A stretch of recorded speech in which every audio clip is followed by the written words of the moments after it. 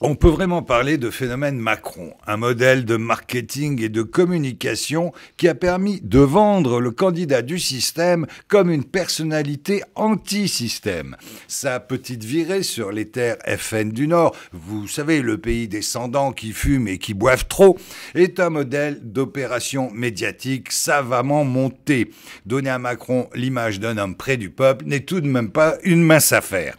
Toute la question est de savoir si la campagne électorale permettra ou pas de déconstruire le montage Macron, bâti sur une inversion paradoxale de la réalité. Pour cela, il est utile de rappeler le parcours du personnage dont chaque étape est un acte d'appartenance et d'allégeance à l'oligarchie. Inspecteur des finances, young leader de la French American Foundation, banquier d'affaires, membre du siècle, en août 2007, il est nommé rapporteur adjoint de la Commission pour la libération de la croissance française, choisi par Attali.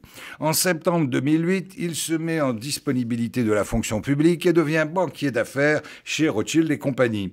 Secrétaire général adjoint de l'Élysée en 2012 et ministre de l'économie en août 2014. Qui dit mieux? Après un parcours brillant dans les affaires et fulgurant en politique, Macron est désormais l'enfant chéri des médias et s'impose selon les sondages comme le troisième homme de la présidentielle.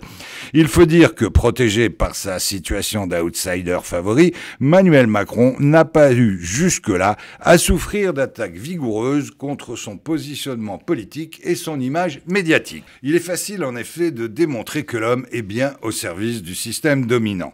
Son action politique prouve une complaisance évidente à l'égard des intérêts américains. On peut rappeler bien sûr la cession d'Alstom Energy à General Electric et son soutien sans limite au TAFTA.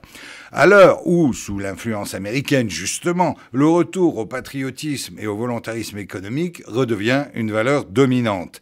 Ardent partisan de la mondialisation heureuse, sa vision du monde ne correspond plus aux réalités de l'époque actuelle. De la même manière, son immigrationnisme béat prend à revers le sentiment d'inquiétude grandissant des peuples européens. Là encore, il s'aligne sur les positions du grand patronat.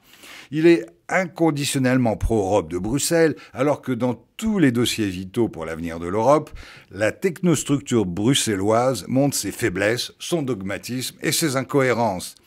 Sa vision économique est celle d'un banquier d'affaires qui monte des deals. Il s'est construit une image de modernité économique en se faisant le chantre d'une révolution numérique mythifiée.